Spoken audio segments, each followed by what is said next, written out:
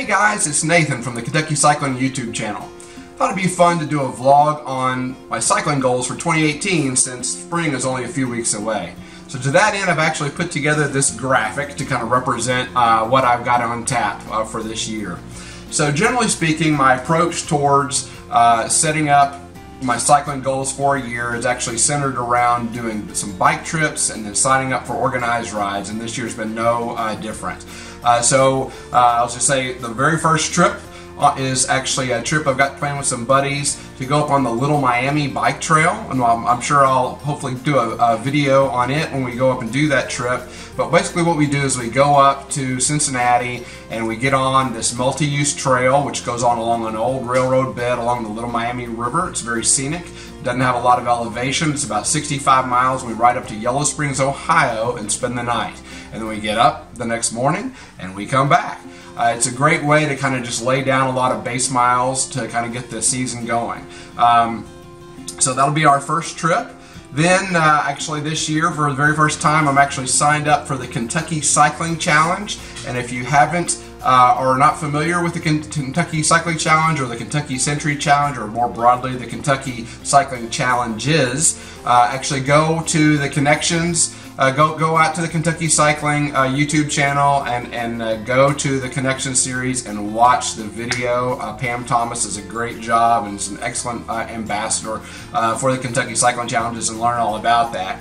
I want to give a shout out to my buddy Kevin Pearl. He does a lot of blogging for Ram Cycling, and he's actually, as part of the Kentucky Cycling Challenges, been named as an L8 ambassador. Kevin is a riding buddy.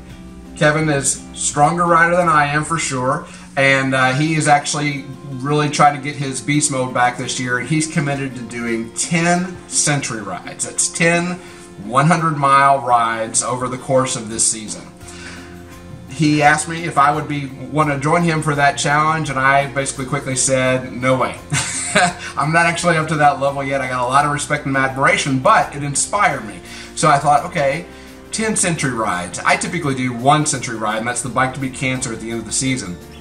But I thought, man, I could do 10 metric centuries. That's like 62 miles. And why not? I mean, so I thought, okay, I'm going to commit to doing that. And as a way to doing that, I thought one way to be able to get to that goal is to actually sign up for the Kentucky Cycling Challenge, which is a 250-mile goal to be done over the course of the 5 rides with the Kentucky Cycling Challenge. So to that end, I'm actually going to plan to ride the Redbud Ride, which is down in London, Kentucky, Bike Moorhead, Kentucky, the Bourbon and Bluegrass Century, which, as Pam says, it might be the flattest century in Kentucky. We'll see how that goes. I may actually end up doing the actually 100 miles for that, but I'm not going to commit to that yet. That'll be, but definitely do at least the metric century on that one. And the Limestone Cycling Tour, which is actually in Maysville, Kentucky. So excited about all those rides. Every single ride I've mentioned so far, both the 2 trips on the Little Miami trip, and then those 4 rides, that'll actually get me to 6 metric centuries at least right there.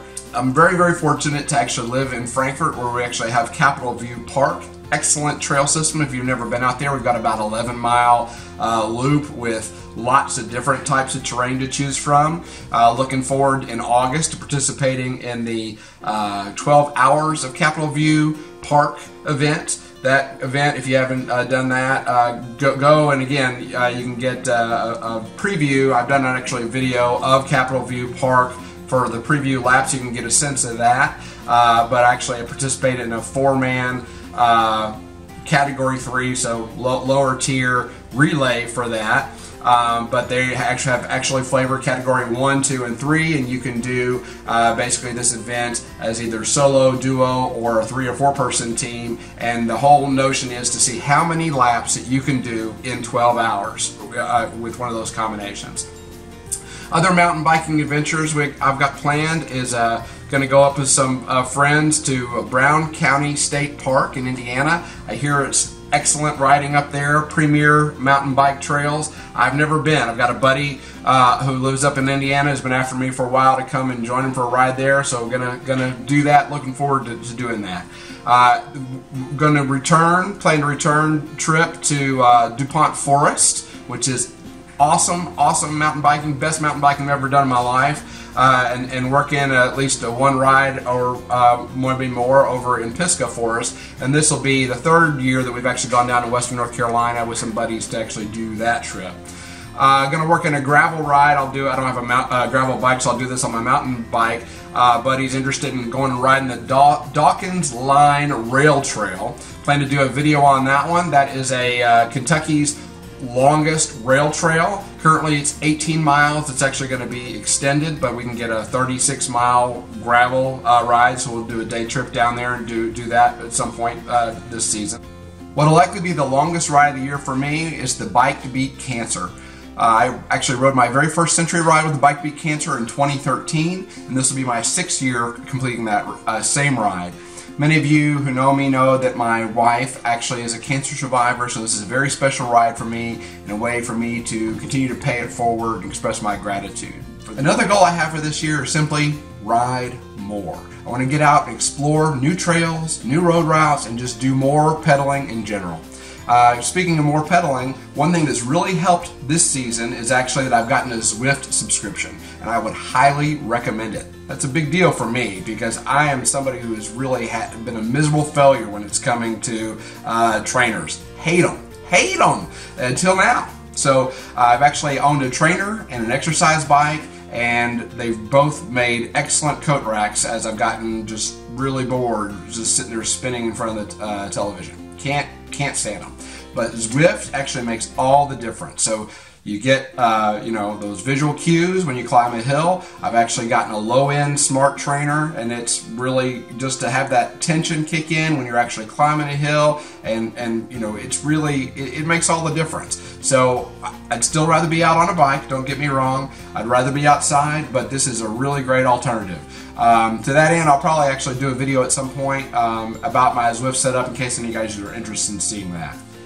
So those are my cycling goals for 2018. What are your cycling goals? Please comment in the comments below. I'd love to hear about them. If you're inspired or you want to put another post out on social media, if you'll use the hashtag, I'm going to do it for this post on both Twitter and Facebook, of hashtag cycling goals 2018. Hasn't been used a lot. I'll look for your posts out there and be happy to comment. As always, please like the video and subscribe to the channel. Thanks.